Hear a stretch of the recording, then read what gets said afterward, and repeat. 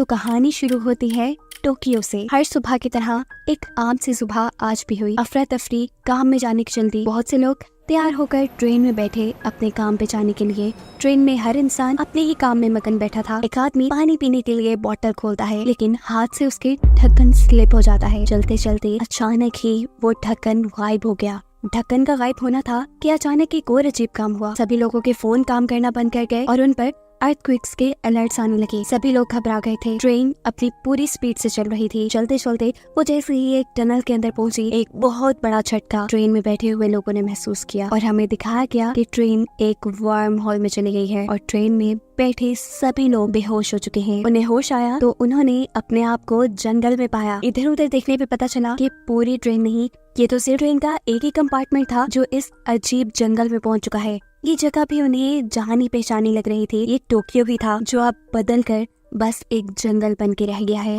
ये सब कुछ देखकर सभी लोग शॉक थे। किसी को समझ नहीं आया कि उनके साथ क्या हुआ। ट्रेन में मौजूद सैम नाम का आदमी, जो कि एक फायर फाइटर है, वो सिचुएशन को संभालने के लिए सभी पैनिक हुए लोगों को रिलैक्स करने की कोशिश करता है। उसके इस काम में मदद करती है यूमी नामी एक लड़की जो अभी फायर फाइटर बन रही थी। सैम ने एक टीचर के तौर पे उसे काफी क्लासेस भी दी थी और वो सैम को पसंद भी करती है। फिर सीन कट होता है और हमें 2023 में वही टोक्यो शहर दिखाया जाता है। वो दिन जिस दिन ये सब लोग ट्रेन में बैठे थे। ट्रेन की मैनेजमेंट हैरान परेशान है कि आखिर चलती ट्रेन के 2 कंपार्टमेंट्स कहाँ गायब हो गए। सैम के कंपार्टमेंट को तो हम देख चुके हैं, लेकिन एक और कंपार्टमेंट भी गायब है जिसे अभी तक नहीं दिखाया गया। इंजीनियर्स टनल को चेक करते हैं जिस टनल के अंदर से वो कंपार्टमेंट्स गायब हुए थे। दूसरी तरफ हम सैम, यूमी और उसके साथ एक और लड़के को देखते हैं जो भी टनल को ही चेक कर रही है, ये जानने के लिए कि शायद वहाँ कोई उन्हें ढूंढते ढूंढते आया हो। उन्हें दूसरी तरफ कोई रोशनी दिखाई देती है। यहाँ इंजीनियर्स को भी 2 रोशनी दिखाई दे रही थी। इंजीनियर्स को लगा सभी लोग दूसरी तरफ मौजूद हैं और सैम के ग्रुप को लगा कि शायद दूसरी तरफ से जो रोशनी आ रही है वो उनकी मदद करने के लिए कुछ लोग आ रहे हैं, लेकिन ये दोनों पार्टीज की ही गलतफहमी थी। सैम के ग्रुप ने जब आगे जाकर देखा तो टनल के बाहर से उन्हें सूरज की रोशनी दिखाई दे रही थी और यहाँ इंजीनियर्स के सामने भी दूसरी इंजीनियर्स की टीम थी जो गुमे हुए लोगों की तलाश में ही थे। सैम का ग्रुप जो टनल से बाहर निकल चुका था, वो शहर के दूसरी तरफ देखते हैं तो परेशान रह जाते हैं क्योंकि ये पूरा टोक्यो शहर एक रेगिस्तान में बदल चुका है। इन अजीबोगरीब चीजों की वो बहुत सी वीडियोस बना लेते हैं ताकि जाकर अपने ही जैसे पैसेंजर्स को दिखा सकें। इनकी सोच के मुताबिक जब इन्होंने इस शहर के बारे में लोगों को बताया तो किसी ने उन पे यकीन नहीं किया। उन्होंने भी जब वीडियोस देखी तो उन्हें यकीन आया कि वो किसी स्ट्रेंज जगह पे पहुंच चुके हैं। सभी परेशान थे, किसी को कुछ समझ नहीं आ रहा था कि वो लोग यहाँ रहेंगे कैसे, जिएंगे कैसे, सरवाइव कैसे करेंगे। दूर दूर तक कोई इंसान नहीं था। आखिर इनको बचाएगा कौन? इस जगह में फंसे उन्हें 7 घंटे गुजर चुके हैं। कोई मदद को नहीं आया, फोन में कोई सिग्नल नहीं है और भूख भी सबको बहुत लग रही है। जिनके पास भी कुछ थोड़े से स्नैक्स थे, ये लोग एक दूसरे से शेयर करते हैं और अपना पेट भरते हैं। इसी ट्रेन में पेनी नाम की सेल्फिश लड़की, उसे कुछ ज्यादा ही शायद भूख लगी थी। वो सबके बैग्स में खाने पीने की चीजें तलाश करना शुरू करती है। खाने का तो कुछ नहीं मिलता, लेकिन एक आदमी के बैग में उसे एक गवर्नमेंट लेटर मिल जाता है जिसमें साफ लिखा था कि वो एक क्रिमिनल है। फैनी का उल्टा दिमाग उल्टा ही चला। उसे लगा कि ये सारा काम जरूर इस क्रिमिनल का है। उसने हमें यहाँ फंसा दिया ताकि वो गवर्नमेंट को ब्लैकमेल कर सके उसकी सजा खत्म होने के लिए। ये बात उठ कर सबको भी बता देती है। हाशिमा बेचारा सबको समझाता रह जाता है कि ये लेटर मेरा नहीं है, मेरी बात तो सुनने की कोशिश करें, लेकिन जब कोई उसकी बात नहीं सुनता तो कहता है ठीक है, मैं जा रहा हूँ यहाँ से। अब सब लोग आराम से मिलकर यहाँ रहे। उसके इस कंपार्टमेंट से बाहर जाते ही एक व्लॉगर लड़का यहाँ सैम और यूमी को बताता है कि रीना गलत कह रही है, वो खुद सबके बैग से चोरी कर रही थी और मुझे नहीं लगता कि कायाशिमा एक क्रिमिनल है। ये जानकर सैम को बुरा लगा। वो कायाशिमा को ढूंढने के लिए बाहर जाता है जहाँ कायाशिमा चलते चलते एक खाई में गिरने वाला था, लेकिन सही वक्त पे वहाँ पे सैम आकर उसे बचा लेता है। सैम के बचाने के बाद कायाशिमा उसका शुक्रिया करता है और उसे कहता है कि मैं क्रिमिनल नहीं हूँ, मैं एक बहुत ही मशहूर हेयर ड्रेसर हूँ। सैम इससे पहले उससे और भी कुछ पूछता, वो उसे चुप करवा देता है। यानी उसने उस क्रिमिनल वाले लेटर के बारे में इन्हें अभी तक कुछ नहीं बताया। परेशानी में रात हो जाती है। बहुत से लोग तो सो गए थे, लेकिन बहुत से लोग परेशानी में नींद तो दूर, सोच उनकी जान ही नहीं छोड़ी। सुबह भी हो जाती है। ऐसे के ऐसे सब लोग बेहाल बैठे हैं। सैम सबकी थोड़ी थोड़ी मदद करने की कोशिश करता है और उसके इस एटीट्यूड से कायाशिमा गुस्सा आ जाता है कि फजूल में एक इंसान इतना अच्छा कैसे हो सकता है। उससे पूछता है कि आखिर तुम सबकी इतनी मदद क्यों कर रहे हो, तुम्हारा मसला क्या है? सैम बताता है मसला नहीं है, बस मेरे दिल में एक गिल्ट है जिसे शायद मैं खत्म करने के लिए सब करता हूँ। मेरे बहुत ही अच्छे दोस्त की टांगे असल में मेरी वजह से टूट गई थी और उस चीज का रिग्रेट खत्म करने के लिए मैंने उसी दिन अपने आप से वादा कर लिया कि जब जब जिसको भी मेरी जरूरत पड़ेगी मैं मदद करूंगा। सैम के पास की कहानी सुनकर कायाशीमा को भी अपना भाई याद आ जाता है। जब वो दोनों भाई छोटे थे कितने प्यार से रहते थे ये, चाहे गरीब थे लेकिन कायाशीमा जान छिड़कता था अपने भाई पे। अपने भाई को एक अच्छी लाइफ देने के लिए उसने बहुत मेहनत की, एक मशहूर हेयर ड्रेसर बना। उसने अपने भाई की सारी ख्वाहिशें पूरी कर दी, लेकिन एक जगह वो मार खा गया। बहुत सा काम करने की वजह से उसे अपने भाई पे ध्यान रखने का टाइम ही नहीं मिला। तब वो एक क्रिमिनल बन गया। कायाशीमा को ये नहीं पता चला असल में जो क्रिमिनल लेटर कायाशीमा के पास था वो उसके भाई का ही था। कुछ दिन बाद उसे बेल होने वाली थी और वो उसी को लेने के लिए ट्रेन से जा रहा था। अब सारे पैसेंजर्स ट्रेन से निकल चुके हैं। उन्हें पता है कि उन्हें कुछ खाना है, इंतजाम तो करना पड़ेगा। जंगल में कुछ खाने पीने की चीजें ढूंढने के चक्कर में वो काफी आगे निकल गए और उन्हें दिखाई दिया एक टावर। इसे देखकर ये सब शॉक इसलिए हो गए हैं कि ये टावर कंप्लीट होने वाला था 2026 में। जिस टाइम से ये लोग आए थे वो टाइम था 2023 का। इस टावर के बारे में सबने ही बहुत कुछ सुन रखा था, लेकिन इसको देखने के बावजूद भी ये लोग इस चीज को समझ नहीं पाए कि ये लोग फ्यूचर में आ चुके हैं। फ्यूचर में कितना दूर ये भी नहीं मालूम। इसी ट्रेन में एक बायोलॉजिस्ट भी था जिसे यही जंगल के अंदर एक ऐसा पौधा मिला जो 2023 से तकरीबन 30 साल बाद उगने वाला था। इन्होंने अंदाजा लगाया कि ये लोग कम से कम 40 साल अपने वक्त से आगे आ गए और ये चीज इन्हें परेशान कर देती है। आने वाले सालों में क्या दुनिया इतने बुरे हाल में आ जाएगी, इन लोगों ने सोचा तक नहीं था। सीन कट होकर 2023 का वक्त दिखाया जाता है जहाँ से ये कंपार्टमेंट यहाँ तक पहुँचा था। बहुत ढूंढने के बाद भी उन साइंटिस्ट को वो कंपार्टमेंट नहीं मिला, तो मजबूरन अब ऑफिशियली उन्हें ये खबर अनाउंस करनी पड़ती है कि चलती ट्रेन के 2 कंपार्टमेंट्स गायब हो चुके हैं, जिसके अंदर तकरीबन 100 से ज्यादा लोग थे, वो भी गायब है। कुछ अता पता नहीं चला। सीन्स दोबारा फ्यूचर में शिफ्ट होते हैं जहाँ लोग पागल हो रही हैं क्योंकि पानी पीने तक के लिए नहीं है उनके पास। इस वक्त सैम जुगाड़ करता है और एक बड़ी सी पॉलीथीन को उठाकर इस कंपार्टमेंट की छत पे बिछा देता है कि चलो और कुछ नहीं 2-4 कतरे भूल के ही जमा हो जाए। लेकिन प्लान उनका ये भी फेल हो गया। सुबह हो गई, अगला दिन आ गया। बायोलॉजिस्ट इस एरिया की छानबीन करने के लिए जाता है और उसे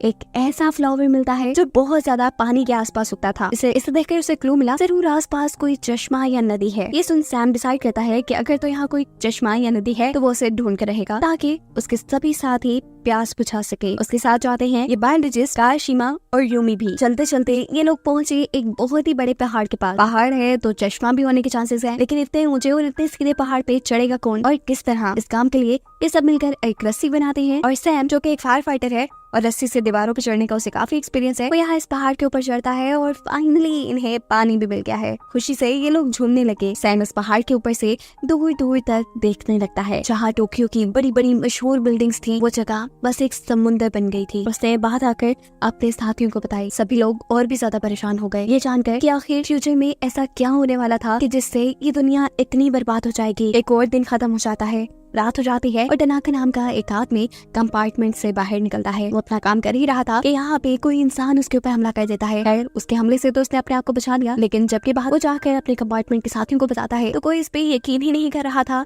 कि उसने यहाँ किसी इंसान को देखा, क्योंकि इतने दिन से वो लगातार यहाँ छानबीन कर रहे थे। उन्हें तो यहाँ कोई इंसान नहीं मिला था। खैर देखते ही देखते आज बारिश शुरू हो जाती है और बारिश से इन लोगों को सुकून मिलता है। एक तो पीने के लिए पानी, नहाने के लिए पानी और फाइनली कुछ तो अच्छा हुआ था इनके साथ। बायोलॉजिस्ट बेचारा अपने ही काम पे लगा था। यहाँ वो कुछ ऐसा सामान ढूंढना चाह रहा था जिससे इंसान खा पी के अपना गुजारा कर सके। उसके इस काम में बाकी लोग भी उसकी मदद करने का डिसाइड करते हैं। यहाँ हम देखते हैं कि रीना और यूमी जब दोनों बेरीज ढूंढने का ही काम कर रही थी तो गलती से यूमी कुछ ऐसी बेरीज खा लेती है जो कि पॉइजनस थी, यानी जहरीली थी। इंसानों ने खाते तो मर जाते। उसकी तबीयत को खराब देखकर सैम बहुत ज्यादा परेशान हो जाता है और यहाँ हमें फील हुआ कि सैम भी उसे पसंद करता है। खैर सभी लोग उसे लेकर कंपार्टमेंट में चले जाते हैं। जैसे तैसे करके ये लोग उसका थोड़ा बहुत इलाज करते हैं और यहाँ सब उसका ऐसे ख्याल रखते हैं जैसे सभी उसकी फैमिली हो। ये लोग साथ रहते रहते एक फैमिली जैसे ही हो गए थे। यूमी की ऐसी हालत देखकर सभी ट्रेन के लोगों को रियलाइज हो गया था कि अगर ये ऐसे के ऐसे ही बैठे रहे और इन्होंने एफर्ट्स न की, मेहनत न की, तो वो दिन दूर नहीं जिस दिन ये भूख प्यास से मर जाएंगे। इन्हें जिंदा रहना है तो कुछ तो करना पड़ेगा। इसीलिए अगले ही दिन से ये लोग काम करने का फैसला करते हैं। कुछ लोगों ने यहाँ खाना ढूंढा था, कुछ लोगों ने मिलकर बर्तन बनाए और आज के दिन इन्होंने बहुत सा काम किया। खाने को भी इन्हें बहुत कुछ मिला था, लेकिन ये सब करने के बाद भी वो लोग ज्यादा खुश नहीं थे। उन्होंने रियलाइज किया कि खाने के तौर पे उन्होंने कुछ जहरीली बेरीज भी जमा कर ली थी। इस टाइम पर काशिमा को शक होता है कि शायद उन्होंने ये पॉइजनस बेरीज नहीं जमा की, उनके खाने में बेरीज शायद तनाका ने मिलाई हैं, जिसे ये लोग अपने कंपार्टमेंट से निकाल चुके हैं क्योंकि उसने काशिमा की सीजर चुरा ली थी। ये लोग अब उस आदमी को ढूंढने के लिए निकलते हैं। सैम पूरी रात जंगल में भटकता रहा, उसे तनाका कहीं नहीं मिला, लेकिन उसने काशिमा की सीजर जरूर ढूंढ ली। अब बायोलॉजिस्ट जो हर दिन इनका कोई ना कोई फायदा कर दिया करता था, वो इस एरिया को रीड करते हुए उन्हें बताता है कि उसके नॉलेज के मुताबिक जैसा इस जगह का स्ट्रक्चर है, यहाँ करीब ही कहीं नदी भी गुजर रही होगी, और अगर यहाँ नदी है तो इनके पानी की भी सारी जरूरतें पूरी हो जाएंगी और ये लोग वहाँ से मछलियाँ भी पकड़ सकते हैं। यह जबरदस्त आइडिया था। सभी उसके आइडिया पे काम करने के लिए निकलते हैं, यानी एक नदी ढूंढने के लिए निकल जाते हैं और रास्ते में ही कोई बायोलॉजिस्ट पर हमला कर देता है। फौरन ही उसे वापस कंपार्टमेंट में लेके आया जाता है। उसका ये लोग इलाज करते हैं, लेकिन वो बहुत दर्द में है। सभी लोगों को ये भी बात मालूम हो गई है कि तनाका झूठ नहीं बोल रहा था, बाकी इस शहर में उनके अलावा इंसान थे। इसके ऊपर हमला होने के फौरन बाद उनके कंपार्टमेंट में तनाका भी आ जाता है। ये उन सबसे कहता है कि अगर वो लोग उसे उनके साथ इस कंपार्टमेंट में रहने की इजाजत दे तो वो उनके बहुत काम आ सकता है। वो एक सिक्योरिटी कंपनी में काम करता है, उसे ट्रैप्स बनाने का बहुत एक्सपीरियंस है और वो इन लोगों के लिए ट्रैप्स बनाएगा जिससे ये लोग यहाँ पे सिक्योर रह सकेंगे। उसके बाद सब लोग मान लेते हैं। आज सब लोग अपने रूटीन के काम कर रहे थे, ऐसे जैसे उन्होंने इस जिंदगी को एक्सेप्ट कर लिया है। काशिमा यहाँ पे रीना के बाल कट करता है, जो करके उसे बहुत मजा आया। लोग जंगल में गए, उन्होंने खाना ढूंढा, खाना खाया, एक नॉर्मल दिन गुजारा। अगला दिन हो जाता है। यूमी और सैम को उनके कंपार्टमेंट के पास एक बच्चा दिखाई देता है। बच्चा उन्हें देखते ही भागने लगा। ये दोनों उस बच्चे का पीछा करते हैं। बच्चे ने भागते भागते इनका बस एक ही फायदा किया कि इन्हें नदी तक पहुंचा दिया। नदी को पार करके ये बच्चा आगे की तरफ भाग जाता है और इन दोनों को ये कह के गया था कि मेरा इंतजार करना। इन दोनों को ही ढूंढते हुए काशिमा भी यहाँ गया। रात हो गई, बच्चा तो वापस ही नहीं आया। इन्होंने जब आगे जाके देखा तो यहाँ फाइनली उन्हें एक दूसरा कंपार्टमेंट भी मिल गया, जिसके बारे में हम पहले से जानते हैं कि ट्रेन के 2 कंपार्टमेंट्स गायब है, एक सैम का और दूसरा ये। दूसरे कंपार्टमेंट के लोग इनसे काफी ज्यादा आगे थे। उन्होंने रहने सहने का अपना बहुत सारा इंतजाम कर लिया था। इनको यहाँ पे मिलता है योमोटो, जो इन सब का लीडर था। सैम योमोटो को बताता है कि उनके एक आदमी ने उनके बायोलॉजिस्ट पर हमला किया है। योमोटो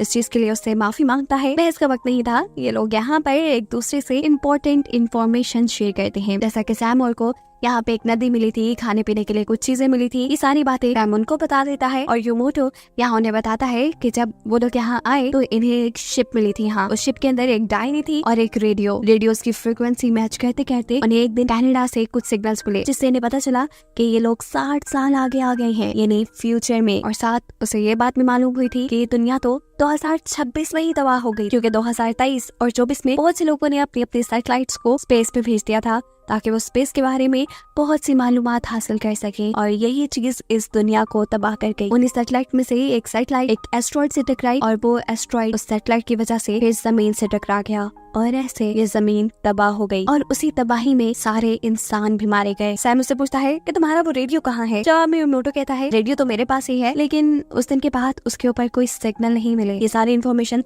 सैम जाकर अपने बाकी साथियों को बताता है। टेंशन तो उसे खूब हो चुकी थी कि आखिर वो यहाँ से निकलेंगी कैसे। इस हकीकत को सुनने के बाद कि वो 60 साल फ्यूचर में पहुंच चुके हैं, सब लोग परेशान तो हुए थे, लेकिन इस वक्त पे सबको एक और सोच भी आई कि शायद उन्हें गॉड ने एक मौका दिया है कि ये लोग पास्ट में जाकर सब कुछ ठीक कर दें, इस तबाही को होने से रोके। और ये सोच उन्हें हौसला देती है कि ये पहले से भी ज्यादा मेहनत करे, कोई रास्ता निकाले जिससे ये पास्ट में जाकर उस तबाही को होने से रोक पाए। यहाँ बैठा हर इंसान अपना अपना दिमाग चलाता है, खूब सोचते हैं, लेकिन कोई रास्ता नहीं मिलता। भूख तो इन्हें शदीद लगी थी। ये लोग अब अपनी ढूंढी हुई नदी के पास जाते हैं, वहाँ से पानी पीते हैं, नहाते हैं और बहुत सारी मछलियाँ जमा करके लाते हैं खाने के लिए। दिन ऐसे ही गुजरता है। ये लोग अपने लिए बाथरूम बना लेते हैं, बाथटब्स बना लेते हैं और खाना जमा करने में लग जाते हैं। आज खाना जमा करते हुए बायोलॉजिस्ट को एक चमकता हुआ ग्रीन पत्थर मिला था यहाँ से, जो पत्थर वो सबको दिखाता है और तनाका भी ये देख चुका था। बायोलॉजिस्ट का ख्याल था कि ये चमकते हुए पत्थर अपने अंदर एनर्जी रखते हैं, वो ना हो वो इसकी मदद से वापस जा सकते थे। तनाका ये सारी बात जाकर योमोटो को बता देता है, यानी दूसरे ग्रुप के लीडर को, यानी वो एक गद्दार है। वो इनकी सारी बातें जाकर उनको बताता है। योमोटो उसके काम के बदले में उसे कुछ खाने पीने का सामान देता है। यहाँ सैम के ग्रुप के पास यूमी और रीना, जो एक ही एज के थे, वो आपस में तकरीबन दोस्त बन चुके थे, लेकिन पता नहीं क्या हुआ, उनके दरमियान में लड़ाई हुई। रीना को इतना गुस्सा आया कि वो धक्का देकर यूमी को एक गड्ढे में गिरा देती है। गड्ढे में गिरने वाली चोट तो एक तरफ, यूमी को यहाँ डर ये देख के लगा कि इस गड्ढे में पहले से ही एक लाश थी। ये दोनों ही डर जाते हैं। अपनी सेफ्टी के लिए ये लोग कंपार्टमेंट की तरफ भागते हैं, लेकिन दूसरे कंपार्टमेंट के लड़के यहाँ उनका रास्ता रोक लेते हैं। रीना यूमी को खतरे में उनके साथ ही छोड़कर अपनी जान बचाकर किसी तरह कंपार्टमेंट में आ जाती है। अपने साथ होने वाली हर चीज की खबर वो यहाँ सैम को देती है और सैम बिना कुछ सोचे समझे यूमी को बचाने के लिए निकल जाता है। उसके पीछे एक कार शीमा भी आ चुका था, लेकिन जब ये दोनों वहाँ पहुंचे जहाँ पहले यूमी और दूसरे कंपार्टमेंट के लोग थे, तो इस टाइम तक दोनों यहाँ से गायब हो चुके थे। यूमी उनसे बचने के लिए भागते भागते एक शिप में छुप गई थी। अब सैम ये अंदाजा तो नहीं लगा पाता कि यूमी अपने बचाव के लिए कहीं छुप गई होगी, लेकिन हाँ उसे लगता है कि जरूर दूसरे ग्रुप के लोगों ने उसे किडनैप कर लिया है या नुकसान पहुंचा दिया है। बिना सोचे समझे वो दूसरे ग्रुप पर हमला करने के लिए निकल जाता है। इससे पहले कि ये लोग यहाँ पे हमला करते या किसी को नुकसान पहुंचाते, युमोटो उससे सारा माजरा पूछता है। सैम उन्हें बताता है कि उनके साथियों ने उनके ग्रुप की एक लड़की के साथ बदतमीजी की है। ये जानकर वो अपने ग्रुप के लोगों की तरफ से माफी मांगता है और उसे कहता है कि यूमी जहाँ भी होगी वो सेफली उसे ढूंढकर उन तक पहुँचाएंगे। लेकिन सैम को युमोटो पे यकीन नहीं था, क्योंकि उसे लग रहा था कि जो लाश अभी यूमी और रीना ने देखी है वो भी उन्हीं के ग्रुप के किसी बंदे की है जिसे युमोटो के ग्रुप ने मार दिया। युमोटो जवाब में कहता है, नहीं, वो तुम लोगों का कोई बंदा नहीं है, वो हमारे ही ग्रुप का एक बंदा है। जब हम लोग यहाँ इस हालत में आए तो वो बहुत ही ज्यादा पैनिक हो गया, इतना पैनिक कि वो पागलों की तरह सब पे हमला करने लगा था। उसने मुझ पे भी हमला कर दिया। अपने आप को बचाने के लिए अपने सेल्फ डिफेंस पे मैंने उसके पेट में चाकू मारा और अनइंटेंशनली मेरे से उसका मर्डर हो गया। यहाँ सभी लोग उस आदमी को मारने पर, मेरी बहादुरी पर मुझे लीडर मानने लग गए। काशिमा और सैम अपने कंपार्टमेंट के पास पहुंच जाते हैं। अब क्योंकि वो हमला करने की सोच से दूसरे ग्रुप के पास गए थे, इसीलिए उन्हें खतरा था कि कहीं दूसरे ग्रुप वाले भी हमला करने के लिए उनके पास ना आ जाए। अपने सेल्फ डिफेंस के लिए ये लोग यहाँ हथियार बनाने का फैसला करते हैं। यहाँ युमोटो उसी शिप के अंदर जाता है जिस शिप के अंदर उसे रेडियो मिला था। वो नहीं चाहता कि इसी शिप के एक छोटे से डब्बे के अंदर यूमी भी छुपी बैठी है। वो यहाँ रेडियो पे किसी से बात करने लगता है, लेकिन रूमी उसका झूठ पकड़ लेती है कि वो किसी से रेडियो पे बात नहीं कर रहा, और ये रेडियो तो चल भी नहीं सकता क्योंकि नीचे से उसकी केबल ही कटी हुई थी। वो बाहर निकलकर उससे पूछती है कि तुम ये झूठा ड्रामा क्यों कर रही हो, आखिर तुम्हें क्या मिलता है इससे? अब सच्चाई तो यूमी को पता चल ही गई थी, खुद बताने में क्या हर्ज था। युमोटो बताता है, असल में मैं यहाँ सबका लीडर ही बन के रहना चाहता हूँ, इसीलिए तो ऐसे ड्रामे करता हूँ, मुझे नहीं जाना पास्ट में। अरे वहाँ पे तो मेरी किसी को कदर भी नहीं, यहाँ सब लोग मुझे लीडर के रूप में देख रहे हैं, मुझे इज्जत दे रही है, मैं इसी में खुश हूँ। लेकिन यूमी से कहती है, तुम कहो ना कहो, मैं बाहर जाकर तुम्हारी सच्चाई सबको बताने वाली हूँ। अपनी पोल खुलते देखकर युमोटो डर जाता है और इस सब के चक्कर में वो यूमी को ही बांध के यहाँ कैद कर जाता है। सीन कट होता है और हम सैम और उनके साथियों को देखते हैं। इन्होंने बहुत से वेपन्स बना लिए हैं जिससे ये लोग एक छोटी सी जंग लड़ेंगे, क्योंकि वादे के मुताबिक युमोटो ने अभी तक यूमी को उनके ग्रुप को वापस नहीं किया, ना ही वो ढूंढ के लेकर आए, इसलिए ये सब लोग अगली सुबह उन लोगों पर हमला कर देंगे। यहाँ एक औरत उसे कहती है, हमला करना बिल्कुल ठीक है, मैं ग्रुप के फैसले के साथ हूँ, लेकिन फिर भी अकल से काम लो, दूसरा ग्रुप हमसे ज्यादा स्ट्रॉन्ग है, हो ना हो वो हम पे हमला करके हमारी गैरेज बर्बाद कर देगा और रहने का ये जो छोटा सा ठिकाना हमारे पास है ये भी हमारे हाथ से चला जाएगा। इससे बेहतर कि हमें जंग से पहले अपने रहने के लिए कोई दूसरा ठिकाना ढूंढ लेना चाहिए जिसके बारे में दूसरे ग्रुप को कुछ ना पता हो। ग्रुप के लोगों को उसकी बात पसंद आती है और सुबह होते ही ये औरत बायोलॉजिस्ट के साथ मिलकर अपने लिए एक सेफ ठिकाना ढूंढने के लिए निकल जाती है। अभी तो इनका जंग में जाने का कोई मूड नहीं था, लेकिन अगले दिन वो देखते हैं कि दूसरे ग्रुप के लोग उनके ग्रुप के ऊपर हमला कर चुके थे। तैयारी तो इनकी भी पूरी थी, ये लोग अपने सेल्फ डिफेंस पे लड़ने लग जाते हैं और लड़ाई बहुत ही ज्यादा बढ़ जाती है। युमोटो ये लड़ाई देखकर पागल हो चुका था। ये लोग अगर आपस में एक दूसरे को मारते थे तो उसे लीडर कौन मानता। वो जोर जोर से चिल्लाकर इस लड़ाई को बंद करवाने की कोशिश करता है, लेकिन जुनून में आए ये लोग लड़ने से बाज आने वाले नहीं थे। कभी सैम की टीम उनके ऊपर भारी पड़ती है तो कभी दूसरा ग्रुप सैम की टीम को हराने वाला था। इससे पहले कि इस लड़ाई में बहुत से लोग मर जाते, यूमी यहाँ एंट्री करती है, जिसने अपने आप को उस शिप में से आजाद करवा लिया था। वो यहाँ आकर सबको युमोटो की यानी इस लीडर की सच्चाई बता देती है कि उसने अभी तक जो कुछ भी इन सबको बताया वो झूठ था। उसके पास कोई रेडियो नहीं है, उसे कोई सिग्नल नहीं मिले। अब तो डिफेंस में युमोटो कहता है, मैंने ये सब इसलिए किया कि सबके अंदर वापस जाने की होप जिंदा रहे, कोई भी दिल ना हार बैठे, और अगर इस वक्त पर कोई हिम्मत छोड़ देता, कोई हार मान लेता तो वो सुसाइड भी कर सकता था। सैम को भी उसकी ये बात पसंद आई थी, लेकिन अब युमोटो ने फैसला कर लिया था कि वो लीडर नहीं रहेगा। वो यहाँ पर एक डायरी छोड़कर चला जाता है। इस डायरी के अंदर ही वो सारी बातें लिखी थी जो पहले युमोटो ने इन्हें बताई थी कि उसे रेडियो से पता चली, जैसा कि ये लोग इस टाइम 2060 में हैं, 2026 में दुनिया बर्बाद हो गई, वो किस वजह से हुई, कैसे हुई, ये सभी चीजें इस डायरी में लिखी थी। ये डायरी उसे उस शिप से ही मिली थी।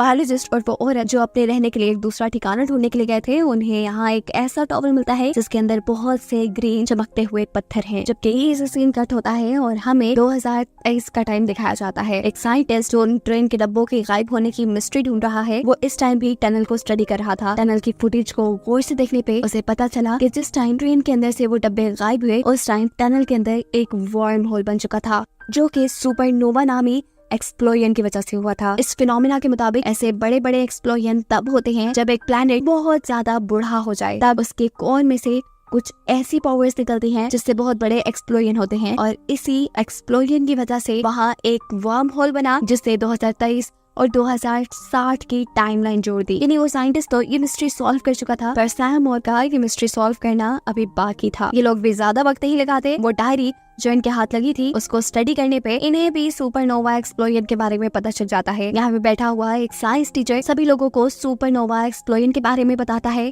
कि ये एक्सप्लोजन जमीन के या किसी भी प्लैनेट पे तब होता है जब प्लैनेट बहुत ज्यादा बूढ़ा हो जाए, मरने के करीब चला जाए। उनकी बातें करते करते अचानक यहाँ बहुत बड़ा तूफान आ जाता है। सभी लोग अपने कंपार्टमेंट में वापस आ जाते हैं। टनाका डिसाइड करता है कि वो इस कंपार्टमेंट के इमरजेंसी गेट को खोलकर दूसरी तरफ वाली टनल के अंदर चला जाएगा इस तूफान से बचने के लिए। वो जैसे ही इमरजेंसी गेट खोलता है इस कंपार्टमेंट का, तो दूसरी तरफ ये देखते हैं कि एक बहुत बड़ा वर्म होल बना हुआ है जो आहिस्ता आहिस्ता यहाँ की हल्की चीजों को अपने अंदर खींच रहा था। उसने टनाका की बनाई हुई एक छोटी सी डॉल को भी अपने अंदर खींच लिया था। अचानक तूफान बंद होता है और ये वर्म होल भी बंद हो जाता है। सीन कट होकर दूसरी तरफ 2023 के अंदर हम देखते हैं कि ट्रेन मैनेजमेंट के पास एक डिटेक्टिव भी है। ये लोग इसी टनल के अंदर खड़े होकर अपने केस को स्टडी कर रहे थे कि अचानक उनके पास टनाका की वो डॉल आकर गिरती है जो वर्म होल की वजह से यहाँ आई है। यहाँ वर्म होल को देखने के बाद इन लोगों को भी समझ आ गया था कि आखिर वापस जाना कैसे है। इन्हें वापस जाने के लिए एक वर्म होल बनाना था, जिसके लिए कुछ स्पेशल रेडियो एक्टिव पत्थर और बहुत बड़ा एनर्जी सोर्स चाहिए था। पावर स्टेशन तो इस शहर में हो सकता था, लेकिन उसे ढूंढना मुश्किल था, नामुमकिन नहीं। ये सब लोग मिलकर काम करते हैं, एक पावर स्टेशन ढूंढ लेते हैं जो कि जमीन के अंदर ऐसा दबा हुआ था जैसे कभी उसे इस्तेमाल ही ना किया गया हो। उस पावर स्टेशन को निकालने के बाद ये लोग उन ग्रीन पत्थरों का इस्तेमाल करते हैं और यहाँ उनके मेहनत से बनाए सेटअप की वजह से अचानक बहुत बड़ा तूफान आता है और वर्म होल भी वहाँ बन जाता है। सभी लोग इस वर्म होल को देखकर बहुत खुश थे। जिस इंसान ने वापस आना था वो इस कंपार्टमेंट के अंदर आना शुरू हो जाता है। ये लोग टनाका को भी अंदर आने को कहते हैं, लेकिन टनाका इस टाइम से वापस जाना नहीं चाहता था। वो इनसे कहता है, नहीं बस मैं यहाँ खुश हूँ। इन सबको वो आखिरी बार बाय करके उनकी ट्रेन का दरवाजा बंद कर देता है। ट्रेन में एक बहुत बड़ा झटका आता है और ट्रेन पहुंच जाती है वापस इनकी टाइमलाइन में। पहले की तरह ही ये बेहोश हो गए थे और जब इन्हें होश आया तो कोई जोर जोर से उनकी कैरेज को खटखटा रहा था। बाहर आने पे पता चला कि ये लोग तो 2023 के बजाय 2026 में आ गए और ये वही साल है जिस साल ये दुनिया तबाह हो जाएगी। दुनिया को बचाने के लिए उनके पास टाइम बहुत कम रह गया था। हर इंसान यहाँ पे मौजूद लोगों को समझाने लगता है कि दुनिया तबाह होने वाली है,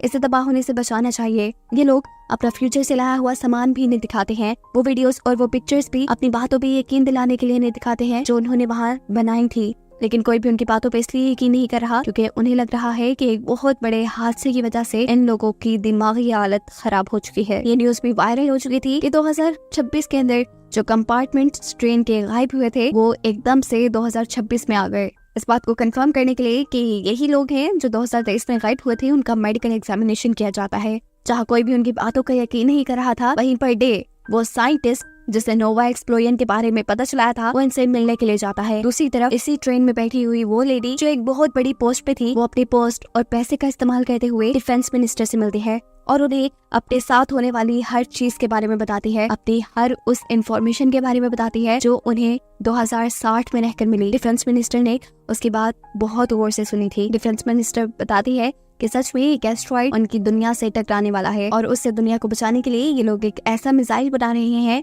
जिससे ये लोग उस एस्ट्रॉइड को स्पेस पे ही तबाह कर देंगे। वो दुनिया से नहीं टकराएगा और ऐसे दुनिया सेफ रह जाएगी। ये जानने के बाद इस औरत की भी सांस में सांस आया था। उसने ये सारी बातें अपने टीम मेंबर्स को भी बता दी थी। ये लोग उसकी बातें सुन के रिलैक्स तो हुए, लेकिन पूरी तरह नहीं। जो कुछ वो देख रहे थे उसके बाद किसी भी चीज पे यकीन करना मुश्किल था। आखिर वो दिन भी आ जाता है जिस दिन एस्ट्रॉइड इस दुनिया से टकराने वाला था। सबकी सांसें थमी हुई थी। ये सब एक दूसरे से ऐसे मिलते हैं जैसे आइंदा ये कभी मिलेंगे ही नहीं। इन्हें एतबार नहीं था, न जाने ये दुनिया बचेगी भी या नहीं। सभी लोग मिलकर उस न्यूज को देख रहे थे जहाँ मिसाइल आसमान में जा रहा था। इनकी सांसें तब तक थमी रही जब तक इन्हें ये गुड न्यूज नहीं मिल गई कि वो मिसाइल एस्ट्रॉइड को तबाह करने में कामयाब हो गया है। फाइनली ये दुनिया बच चुकी थी और इस दुनिया को उसकी असल हालत में दिखाते हुए ये सीजन यहीं एंड होता है।